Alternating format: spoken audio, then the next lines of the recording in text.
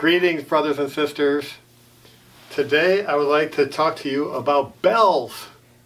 Now, bells go way back into the church, into early church, Middle Ages, and all the way up into now in most churches, but we haven't had bells at St. Joseph for a while.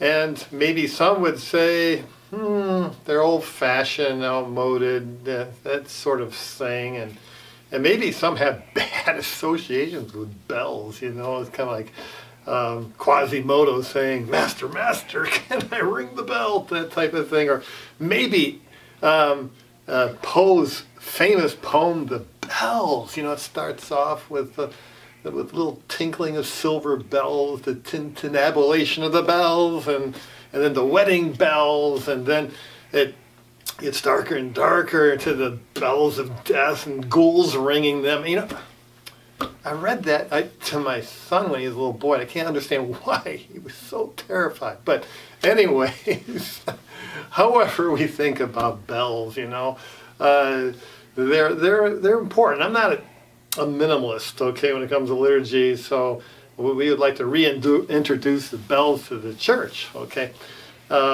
Unfortunately, they built our church here in Eldersburg without a bell tower. Okay. But we do have one back downtown in Sykesville.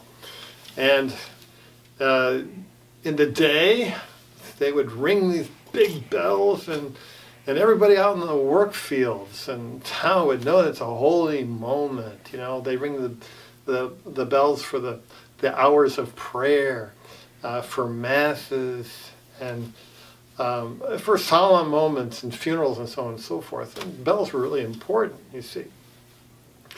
But the bell in the church tower is very important because what it is, it's a tool of evangelization. It tells everybody that can hear that the most important thing that's happening in the world is right now, okay, at the Eucharist. So, I don't know, maybe if we get enough donors, we can build a bell tower here sometime. I don't know about that. But also, I got a show and tell here today. And here this is called Sanctus bells. Yeah. And these bells are used during the Mass for important points of the service. It's called Sanctus bell because at the Sanctus, the holy, holy, holy, they need to be rung at what's called the epiclesis. That is the calling down of the Holy Spirit by the priest. They're rung to tell you that this is an incredibly important moment.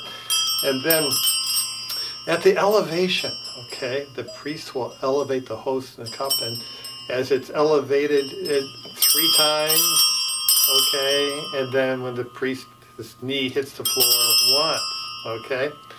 So what this does is it engages all our senses, okay, the sense of hearing, not just words, but the bells tell us that something incredibly important is happening at this point. And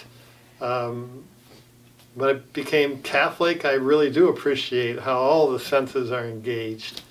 And so what we're going to do is we're going to reintroduce them. And how we're going to do that is this way. Thursday, on Maundy Thursday, the bell will be rung through the whole Gloria. Okay? And then the bells will run silent, which indicates the silence of the solemnity of the moment from here on out, all the way to the glory of Easter, when it will also be rung all the way through Easter. Again, it's an audible, okay, to help us worship. So that's just a little bit of a description of what's happening and a little bit of the background why we do this. And so I hope that we all can together enjoy the bells as we bring them into our service. God bless you.